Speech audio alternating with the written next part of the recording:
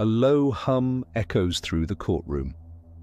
The judge's gavel hangs in the air like a guillotine suspended over a terrified youth.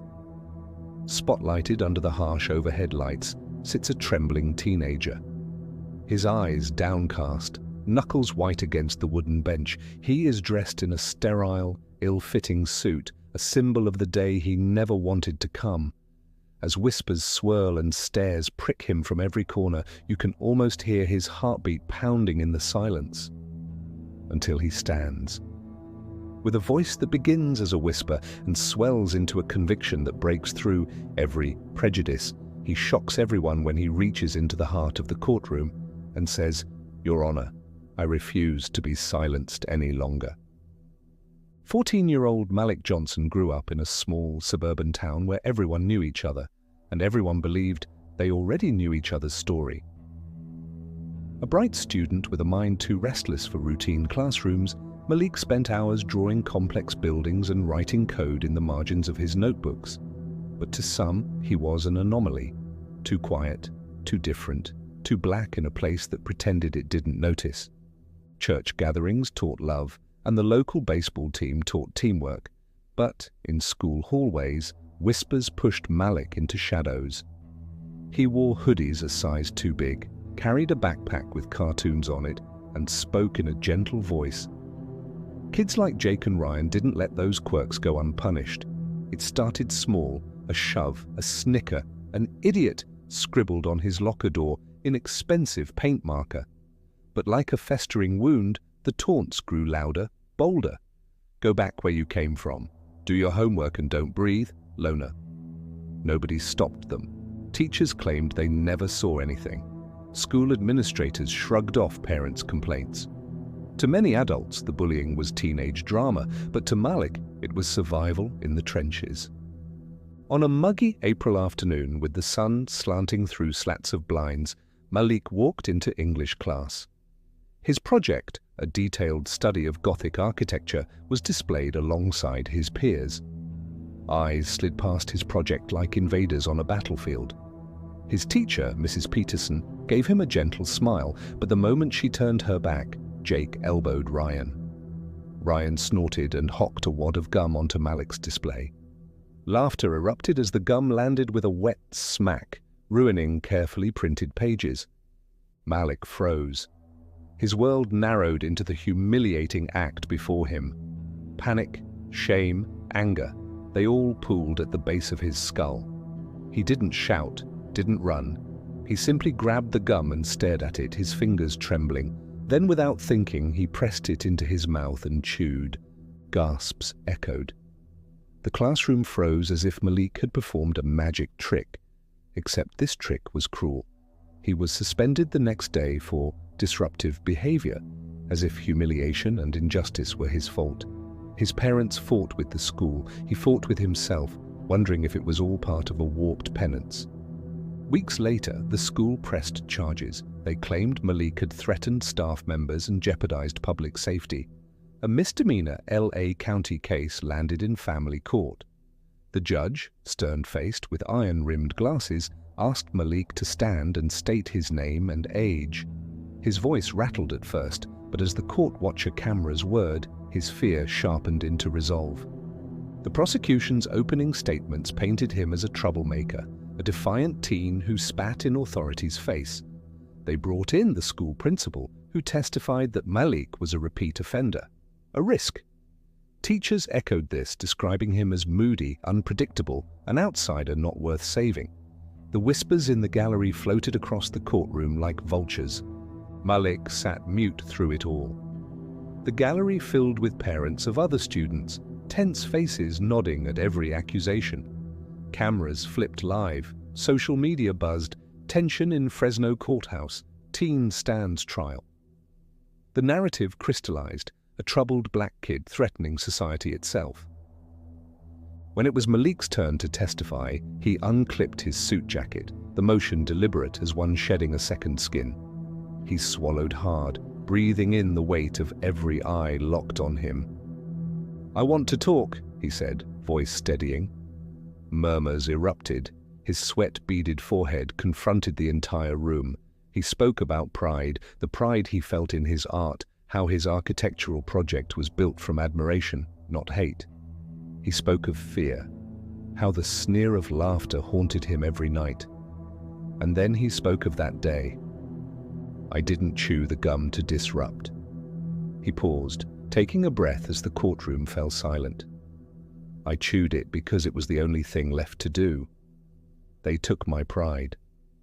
I swallowed it. There was astonishment. The gallery straightened. Reporters scribbled furiously. The media breathed in the words as if unprepared for their clarity. Malik recounted the whisper of Mrs. Peterson's apology, the teacher who hadn't stopped the bullying.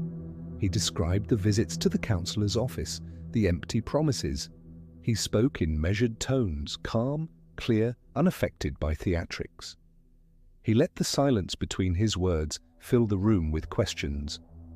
Why no one acted? What could have been done? His lawyer shifted. The prosecution frowned. The judge cocked an eyebrow. Jake and Ryan in the back exchanged glances. Their bravado felt hollow. Their words were replayed in Malik's story, magnified. There, in that courtroom, injustice shook its teeth and cracked. Malik's attorney stood. With practiced grace, she walked to the podium. Malik is not the disturber, she began. He is the disturbed, from years of silence and neglect. She laid out expert testimony from psychologists. Children targeted by bullying develop coping mechanisms. Rarely does the victim become the deviant. She referenced studies, public humiliation is trauma. She spoke of racial dynamics, how certain bodies are harassed and degraded in silence, while others are defended at first offense. The courtroom took it in, the glossy floor reflecting chips of empathy. A few jurors nodded. One wiped her eyes.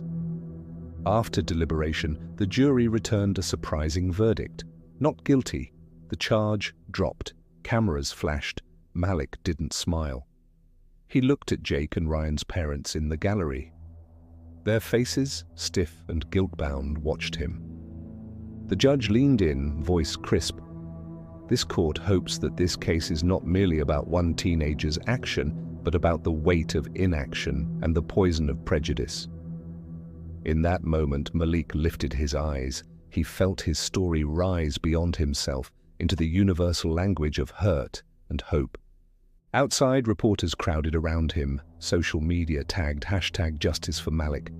But Malik did not wave. He held a drawing of his ruined project against his chest, hands trembling. Instead, he stepped past the cameras and walked towards school board members stationed on the courthouse steps. He asked for meetings and didn't back down when they hemmed. He returned to his classroom, with teachers watching him differently now. He spoke in front of packed PTA meetings about the need for anti-bullying programs, empathy training, racial education. He did all that with the same quiet intensity he had wielded in court. Malik's story is not just his own. It reflects a larger wound in our society. Innocence can be weaponized into submission. Silence can be mistaken for consent. When institutions refuse to protect, they become the incubator of deeper harm. The courtroom was not a stage, it was a reckoning, proof that justice often waits for someone bold enough to speak through the storm. To our viewers, this message calls us to redefine bravery, not as loud aggression but quiet conviction. It's the small act of standing when all others sit. It's the volunteer who speaks up in meeting rooms, the teacher who listens when others laugh, the parent who recognizes their child in Malik's trembling gaze. Malik is now 16. The town experienced tearful reconsiderations. Some parents who shunned him invited their children to his presentations. The school introduced restorative justice programs. Jake and Ryan visited Malik in an assembly, not for apology, but to understand. The town found itself in one of those rare moments where change becomes possible. Our video ends not on Malik's face, but on his architectural blueprint, whole again, reborn stronger, labeled Rebirth. The camera pulls back to show it framed on class walls, celebrated by students of every background. Our narrator's voice asks, "What if every time we saw someone hurting, We chose justice over indifference. What if we rewrote our stories with bold empathy? Powerful moral lesson. Silence is not innocence, it is complicity. When we do not act, we allow prejudice to persist. Justice begins with telling the truth. Malik didn't ask for mercy, he asked to be seen. Change is both personal and collective. One teenager held a mirror up, and a whole community faced their reflection. Compassion is the bravest courage. Empathy transforms the courtroom, the hallway, and the heart. "Malik, look at your design," calls a younger boy in the school corridor. Malik turns, crouches, and sketches a line on an evolving blueprint. A small smile appears. The camera lingers on a pen gliding over paper, precise, hopeful. Your voice matters. If you see someone swallowed by silence, stand with them. Justice lives in the courageous heart of the quiet one who finally speaks.